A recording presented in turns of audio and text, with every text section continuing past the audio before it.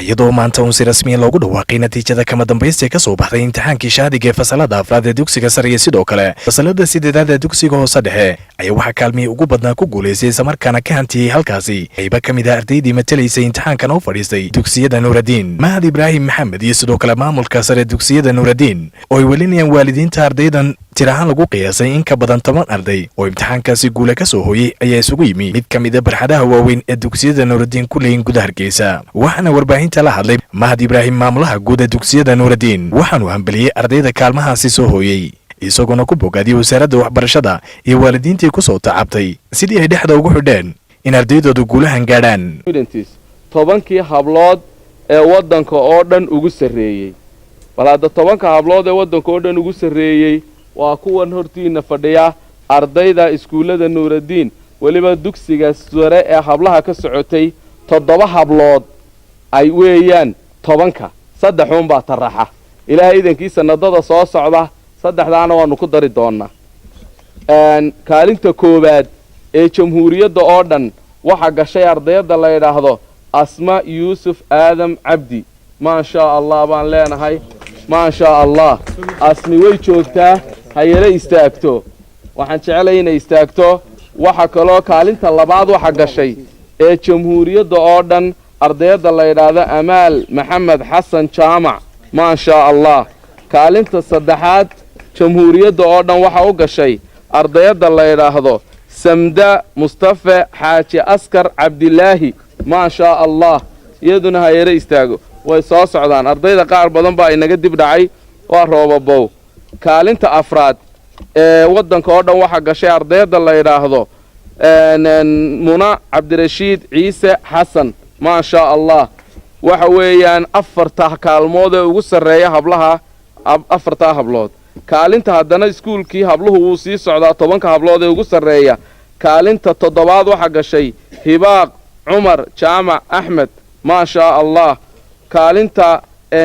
sideedaad waxa gashay ardayda la yiraahdo raxma abakar cabdiraxmaan geedi ma sha Allah kaalinta tobnaad waxa gashay ardayda la yiraahdo istaahil aadam xuseen boqol sida gudoomiyaha xafiiska imtixaanaadka iyo wasiirkuba sheegeen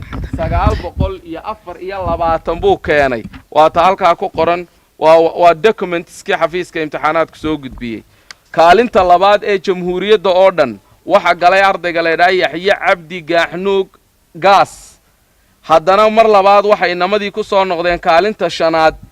waa isla iskuulkan aynu joognay Nuuraddiin Boys Secondary School waa Xamse Cabdilaahi Maxamed Maal kaalinta haddana sagaalaad boo arday Nuuraddiin oo namadii soo galay waa Guuleed Maxamed Xasan Xuseen waa kuwa halka ku qoran nin carbeed baa gabiyo wuxuu yiri إذا أراد الله نشر فضيلة ضويت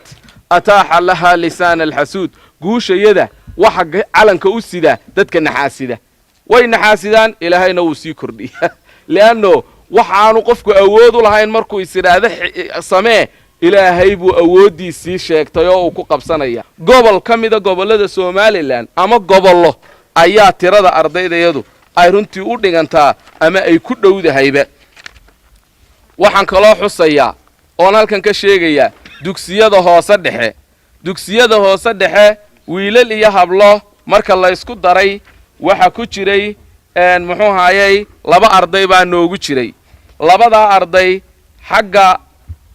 wadanka oo dhan dugsiyada hoose dhexe marka la isku daro inanta kaalinta saddexaad ku jirtay waa inan ka socotay iskuulka Nuuraddiin ee primary-ga ah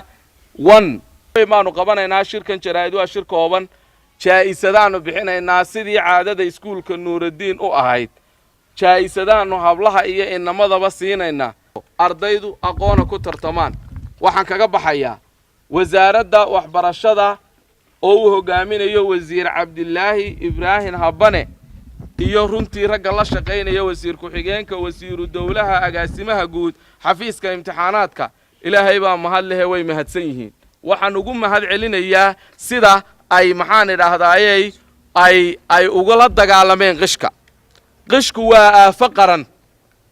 waa aafaqaran haddayna la wada dagaalamina waxa weeyaan dictor qish ku soo baxay iyo macallin qish ku soo baxay iyo injineer qish ku soo baxay mid indhaha inaga rida iyo mid ciyaalka inaga bi'iya iyo mid guryaha inagu duldumiya ayuunbay noqon doonaa. dhankiisa waxaa isaguna halkaa ka hadlay Professor Cumar Faarax kormeeraha guud ee dugsiyada Nuurudiin isaguna tilmaamay in arrintani tahay mid horseed u ah kobaca dhanka waxbarasho ee dugsiyada Nuurudiin.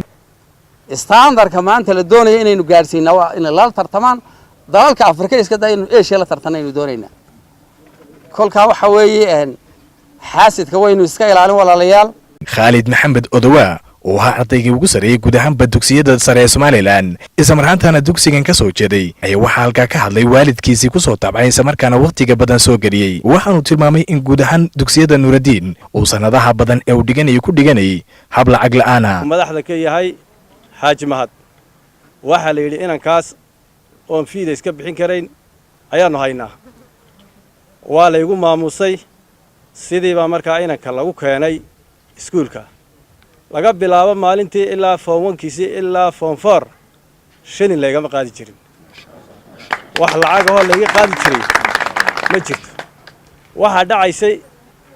waxaanu galaa meesha ugu dambeysayna sahablood ku xiga ayaan anu deganahay basku inanka ugu dambeeyo soo qaadayo waxa dhacaysay maalmaha badkood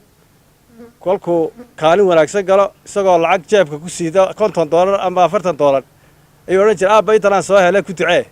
dhankooda waxaa iyaguna halkaa ka hadlay ardaydii ugu sareysay guud ahaanba haweenka iyo waalidkeedii iyaguna u mahad celiyay maamulkii ku soo tabcay iyo sidoo kale mas'uuliyiinta wasaaradda waxbarashada. suurtageliyay maanta inaan guul iyo farxad ku soo dhamayno geediga waxbarasho oo soo taxnaa 12 sano. mahadda raxmaanka sokow waxaan u mahad celinayaa waalidkay hooyadii macaan oo garabkayga fadhida aabahay walaalahay dhammaan familigayga sidoo kale waxaan aad ugu mahad celinayaa macallimiintayda iyo maamulkayga markasta hiil iyo hoobay la garab taagnaa. jawiga guud ee munaasabadan ayaa ahayd mid si weyn looga dareemayay farxad guud ahaaneed mana aha markii ugu horeysay ee arday imtixaanka uga qayb gasha dugsiyada Nuurudiin sidoo oo kale kaalmo hor leh uga gaadhaan imtixaanka shahaadiga iyadoo sanadihii ugu dambeeyayna ku guuleysanay guud ahaanba darajooyinka inta badan la qiimeeyo ee ugu horeeyay ku dhawaaqda wasaaradda waxbarashadu. Faisal Maxamed Aadan Faisal FIFA TV-ga caalamiga Somali Cable magaalada Hargeysa.